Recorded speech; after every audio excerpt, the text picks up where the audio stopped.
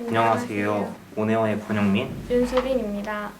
오늘은 코로나 바이러스로 심각한 요즘 상황에 대해 칼럼에 대한 발표를 듣고 자유롭게 질의응답 시간을 갖겠습니다.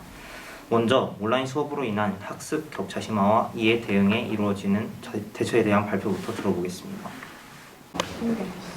저는 코로나19 사태가 지속되고 있는 현 상황에서 우리가 주변에서 쉽게 느낄 수 있는 문제인 온라인 수업과 관련된 주제로 기사를 선정했는데요.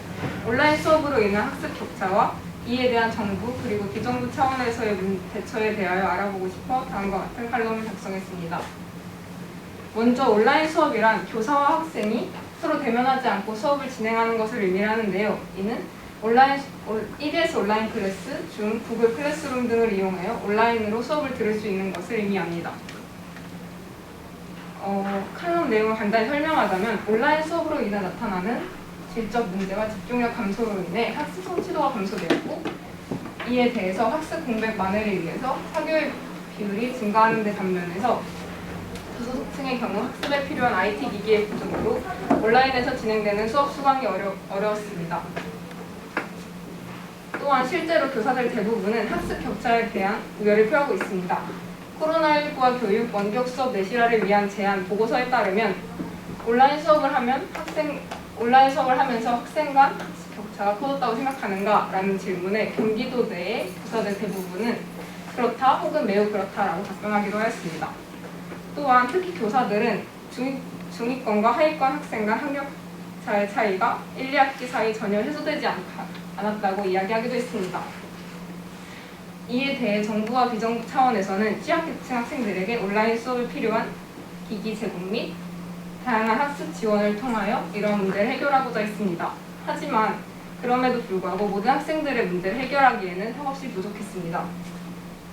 저는 이 문제에 대하여 앞으로도 코로나19와 같은 팬데믹 현상을 초래하는 감염병이 나타난다면 온라인 수업으로 대체할 수밖에 없는 상황이 될 것이고 그렇다는 것은 현재의 문제점들이 다시 증가할 가능성이 크다는 것을 의미합니다. 따라서 시행되고 있는 법안이나 이루어지고 있는 조치의 효과에 대하여 더 많은 조사가 필요하고 궁극적으로 모두가 공평한 수업을 받을 수 있도록 더욱 적극적인 지원 방안이 제시되어야 한다고 생각하였습니다.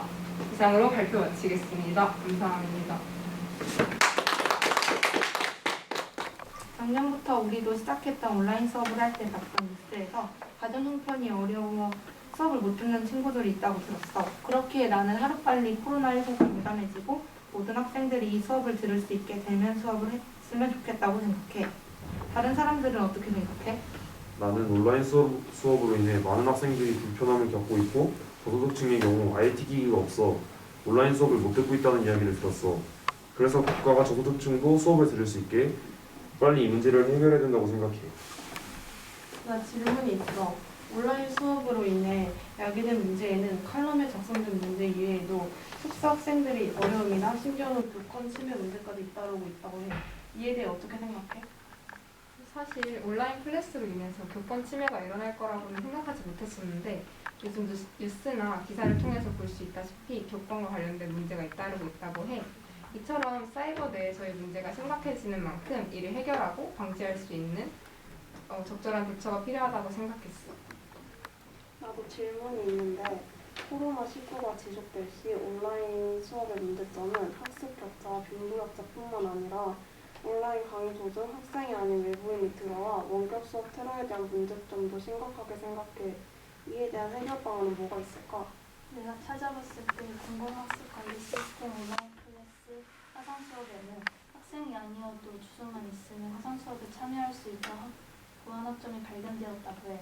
이에 따라서 교육부와 EBS 측은 주소가 있어도 별도 인증을 받아야 접속할 수 있는 형식의 차단하는 등의 모습을 보였어. 코로나19가 지속될 시 IT 기기가 없어 수업을 듣지 못하는 저소득층이나 학생들 간의 학습 격차 또는 주로 인한 줌의 앱에 개인정보 유출이라는 문제점도 발생하는데 이를 해결할 수 있는 방법이 없을까? 일단 저소득층에서는 IT 기기가 많이 부족하기 때문에 정부에서 IT 기기를 지원해 주고 있다고 해. 근데 거기에 대해서 충분하지 못하다는 점이 심각한 점이야. 그리고 학습 격차에 대해서는 정부 또는 비정부 차원에서 프로그램을 지원함으로써 지금 현재 뭔가 이루어지고 있다고 해. 중과 같은 외국 기업의 경우에는 거기에 대한 문제가 발생하면 대응이 어려워서 마땅한 대응책을 찾지 못하고 있는 점이 참 아쉬워. 거기에 대한 대응책을 찾는 점은 나중에 다 같이 해보자. 내가 옛날에 봤던 뉴스에서 온라인 클래스로 인하여 중위권 성적의 학생들이 점점 사라진다는 얘기를 들었어. 또한 온라인 클래스나 줌을 이용한 실시간 수업에서 학생들이 온라인 클래스를 참여하지 않거나 아니면 아침조에 참여하지 않아서 선생님들이 굉장히 힘들어한다고. 빨리 코로나19 사태가 해결됐으면 좋겠네. 저도 온라인 클래스를 직접 경험해본 장본인으로서 칼럼 발표를 들으면서 온라인 클래스가 특히 수업 성취도에 상당한 영향을 끼친다는 점에 상당히 공감했습니다. 저 또한 칼럼 발표를 들으면서 작년에 진행되었던 온라인 클래스와 관련된 뉴스 기사를 접했던 기억이 나네요. 특히 칼럼에서 말했듯 학업 공백을 만회하기 위해 사교육을 늘리고 있는 학생들과 IT 기기가 부족해 수업조차 참여할 수 없는 저소득층 학생들 간의 격차가 상당할 것이라고 생각합니다. 그럼 이번에는 코로나 바이러스 확산 여파로 인한 벼락 실업자와 경제활동 침체에 대한 발표를 들어보겠습니다. 안녕하세요. 저는 코로나로 인한 실업 문제에 대해 발표할 차예린입니다. 지난달 실업자 수가 157만 명에 달하며 22년 만에 역대 최대치를 기록한 가운데 1년 안에 취업자 신분이었다가 실업자가 된 사람이 127만 명에 육박하는 것으로 나타났습니다. 이는 통계 작성 이래 역대 최대치로 신종 코로나 바이러스 감염증 확산 여파에 따른 벼락 실업자가 늘고 있는 것으로 풀이됩니다. 또한 지난달 126만 7천 명에 달하는 실업자가 지난 1년 동안 취업자 신분이었다가 직장을 잃었고 한 달 넘게 일자리를 찾아 적극적으로 구직 활동을 했지만 일자리를 구하지 못했습니다. 지난달 통계에 나타난 대로 코로나19 3차 확산에 따른 숙박 음식점업, 도소매업 등에서의 취업자 수 급감이 실업자 증가로 이어진 것입니다.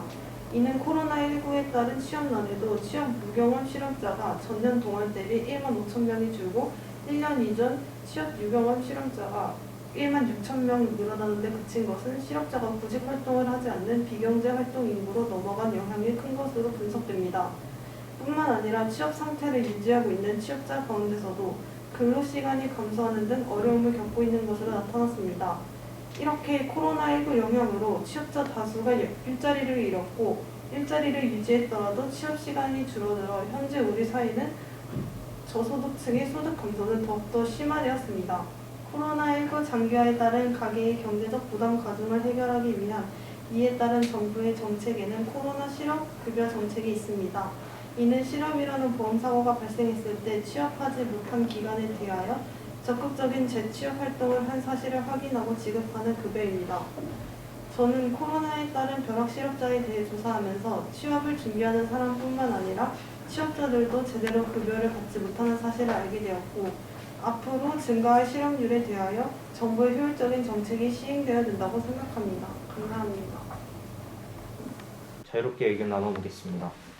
코로나19라는 어떻게 보면 엄청난 팬데믹 사태는 우리의 일상에 큰 타격을 주게 되었는데 그중 대표적인 사례 중 하나가 우리가 칼럼에서 다뤘던 경제활동 관련된 부분이라고 생각을 했어. 그렇다면 경제활동 침체는 우리의 일상에 어떠한 영향을 주었을까?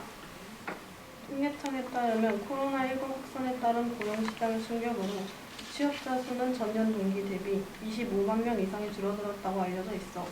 특히 청년층의 경우 미취업자는 1년 전에 비해 12만 명이 증가한 166만 명을 기록했어. 코로나19의 영향으로 발생된 경기 불황은 또한 서비스업에 더욱 큰 타격을 주면서 주로 여성과 청년, 비숙련 노동자의 일자리를 빼앗게 되는 등 주로 사회적 소수자에게 상당한 피해를 주는 결과를 낳았다고 알려져 있어. 길어지는 사회적 거리두기로 인한 취업난이 발생하면서 일자리를 잃는 상황이 생기고 있잖아. 이를 해결하기 위해 정부와 우리는 어떤 노력을 해야 할지 궁금해. 그리고 지금은 온라인, 면접 등 인터넷을 통해 사람을 채용하고 있는데 사회적 거리두기가 더욱더 길어지게 된다면 여기에 대한 다른 방안이 있어야 된다고 생각해. 이거 외에 다른 방안이 있을까?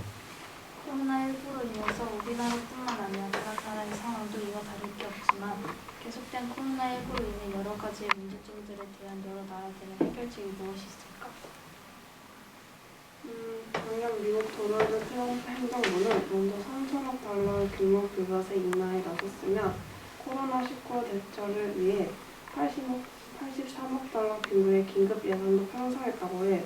유럽연합과 같은 경우에는 코로나19 사태를 대응하기 위해 250억 유로 기금의 기금을 조성했으며 세계 각국에서는 코로나19가 초래한 상황에 대해 경기 부양책을 내놨다는 점이 상당히 흥미로웠어. 코로나19로 인해 경제활동이 침체되고 실업자가 상당히 증가했다는 건 알고 있었지만 수치로 확인해보니까 더욱 실감나는 것 같아.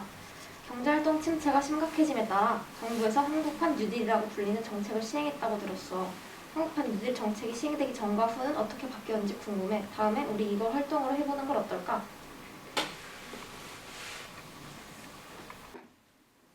칼럼 발표를 들으면서 코로나19로 인해 실업자 비율이 상당히 증가했다는 점, 그리고 경제활동이 원활하게 이루어지지 않았다는 점에 대해서는 인식하고 있었지만 실제 수치를 통해서 이를 확인해보면서 이를 확실히 실감할 수 있었습니다. 두 번째 칼럼 소재로 쓰였던 경제활동 침체는 코로나19가 미친 영향 중 감히 가장 크다고 말할 수 있는 부분이라고 생각합니다. 경제활동 침체는 우리나라뿐 아니라 세계 각국에도 상당한 영향을 미쳤는데요. 각국의 대응도 주목해볼 만한 주제인 것 같습니다. 이것으로 마무리하겠습니다. 감사합니다.